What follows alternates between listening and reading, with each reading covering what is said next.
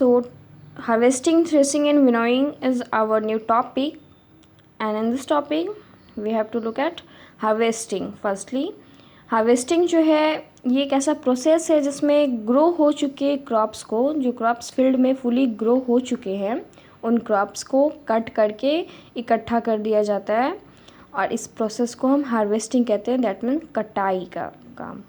ये होता है फार्मर्स का सबसे लास्ट एक्शन, जिसके थ्रू वो अपने फील्ड से हार्वेस्टर या सिक्कल का यूज़ करके हार्वेस्टिंग करते हैं, क्रॉप्स की कटाई करते हैं, फिर उन्हें जमा कर दिया जाता है, इकट्ठा कर दिया जाता है और इस प्रोसेस को हम हार्वेस्टिंग कहते हैं। ये प्रोसेस दो तरह से हो सकता है, या तो मैनुअली या तो by the help of machine. अगर ये मैनुअली होता है तो इसमें फार्मर को सिक्कल यानी हंसिया के हेल्प से फसल को काटना होता है, फिर काट के उन्हें जमा करना होता है। और अगर ये मशीन के थ्रू होता है तो उस मशीन का नाम हार्वेस्टर होता है। ये एक एग्रीकल्चर इम्प्लीमेंट है। एग्रीकल्चरल इम्प्लीमेंट से यानी कि हार्वेस्टर से कटिंग हो जाती है क्रॉप्स की ग्रो करने के बाद और फिर उसे इकट्ठा कर दिया जाता है और इस प्रोसेस को हार्वेस्टर कहते हैं। So definition is here, crops are cut and gathered once they are matured. This process is called harvesting. The next, that means कि हार्वेस्टिंग के बाद का जो प्रोसेस है वो होता है थ्रेसिंग का। थ्रेसिंग प्रोसेस में ग्रेन्स के ऊपर से हस्क को हटा दिया जाता है और इस प्रोसेस को थ्रेसिंग कहते हैं। और ये थ्रेसिंग थ्रेसर के हेल्प से होता है। दैट मीन्स कि ये कभी मैनुअली नहीं हो सकता। सो इसमें हेल्प लिया जाता है मशीन का और उस मशीन का नाम होता है थ्रेसर। तो थ्रेसिंग भी हो चुकी। अब देखेंगे नेक्स्ट स्टेप ऑफ क्रॉप्स, तो वो होता है विनोइंग का। विनोइंग में सेपरेट किया जाता है लाइटर चैफ को। चैफ मीन्स होता है आपका भूसा।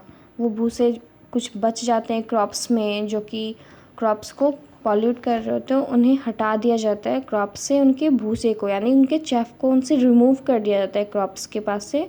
और ये विनोइंग का प्रोसेस होता है। ये मैनुअली भी बहुत अच्छे तरीके से हो सकता है। सो अब क्रॉप हमारा बिल्कुल ग्रेन बन चुका है और रेडी हो चुका है। अब इसके बाद उन्हें स्टोर कर दिया जाता है। दैट मीन्स कि अब ग्रेन्स को स्टोर कर दिया जाता है बड़े बड़े ग्रैनरीज में और उनके पास मतलब उनकी कैपेबिलिटी तैयार कर दी जाती है ताकि पेस्ट और रोडेंट से वो बचे रहें। और इस प्रोटेक्शन को ध्यान में रखते हुए लार्ज स्केल पे स्टोर कर दिया जाता है ग्रैन को और ये ऐसे पूरा कंप्लीट हो जाता है आपकी क्रॉप प्रोडक्शन का ये टॉपिक। बट अब पढ़ेंगे हम क्रॉप प्रोडक्शन के इम्प्रूवमेंट के बारे में। दैट मीन्स कि क्रॉप प्रोडक्शन को इम्प्रूव करना है तो कौन कौन से नए टेक्निक्स जो हैं हम यूज़ कर सकते हैं। कुछ मॉडर्न टेक्निक्स का यूज़ करके हम क्रॉप्स प्रोडक्शन को इम्प्रूव करेंगे। सो स्टूडेंट्स, आपने हाइब्रिडाइजेशन का नाम सुना होगा। हाइब्रिडाइजेशन एक ऐसा प्रोसेस है जिस प्रोसेस के थ्रू क्रॉप प्रोडक्शन को इम्प्रूव किया जा सकता है और हमें इसके बारे में थोड़ा डिटेल जानना होगा। सबसे पहले आप जानते हो कि जो क्रॉप्स होते हैं, तो अगर हम किसी दो डिफरेंट वेराइटीज़ की क्रॉप को लेके उनकी ब्रीडिंग कराएं, क्रॉसिंग कराएं, तो फिर उससे हमें डिज़ायर्ड क्वालिटी का पेरेंट का जो ऑफस्प्रिंग होगा वो मिलेगा। दैट मीन्स कि दो डिफरेंट वेराइटीज़ के क्रॉप्स को हमने लिया, यानी वो दोनों पेरेंट क्रॉप्स को हमने लिया और उससे हम जैसा चाहते हैं उसे ब्रीडिंग और क्रॉसिंग करा के, उन दोनों की क्रॉसिंग करा के जैसा हम ब्रीड चाहते हैं वैसा हम पा सकते हैं। दैट मीन्स कि हम अपने डिज़ायर्ड क्वालिटीज़ को ऑफस्प्रिंग में, पेरेंट क्रॉप से ऑफस्प्रिंग में सारे डिज़ायर्ड क्वालिटीज़ को ला सकते हैं। इस प्रोसेस को हाइब्रिडाइजेशन कहा जाता है। इसको एक बार फिर से समझोगे। हाइब्रिडाइजेशन जो है एक ऐसा प्रोसेस है जिसके थ्रू दो डिफरेंट वेराइटीज़ की क्रॉप्स को क्रॉसिंग ओवर या ब्रीडिंग करा के उन दोनों पेरेंट क्रॉप्स को ब्रीडिंग करा के, क्रॉसिंग करा के एक नया ऑफस्प्रिंग, दैट मीन्स कि नए टाइप का क्रॉप्स, डिज़ायर्ड क्वालिटी का क्रॉप्स हाइब्रिड करके हम बना लेते हैं।